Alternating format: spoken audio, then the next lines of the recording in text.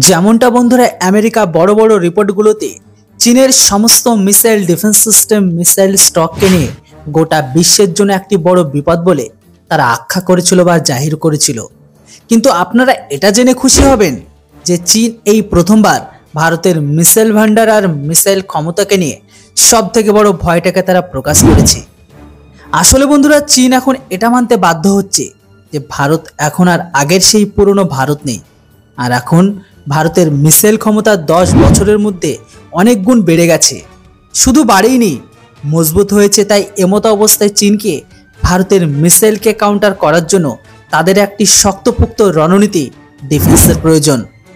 কেননা গোটা বিশ্বসহ আমরা শুধুমাত্র চীনের মিসাইল ভান্ডার আর মিসাইলের বড় বড় কথাই শুনেছি, কিন্তু তাদের মিসাইলের রিয়েলিটি এখনো পর্যন্ত কেউ দেখেইনি। আর না চীন কখনো কারো সাথে সরাসরি যুদ্ধে যুক্ত হয়েছে বা লিপ্ত হয়েছে। আসলে বন্ধুরা এখন China institute for international strategic studies এখানে প্রকাশ করেছে ভারতের মিসাইল ক্ষমতা এতটা মজবুত হয়ে গেছে যে নিজেদের মিসাইল দিয়ে চীনের উপর প্রেসারকে বানাতে পারবে। তাই সামনের দিনে ভারত নিজেদের মিসাইল ক্ষমতা দিয়ে চীনের উপর প্রেসারকে বানানোর সম্পূর্ণ চেষ্টা করবে।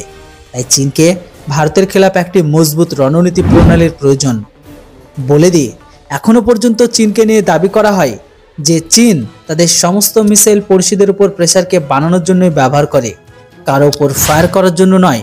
কেননা চীন মিসাইল কখনো সঠিক স্থানে ফায়ারে হয় না, তার জলজান্ত উদাহরণ পাকিস্তান।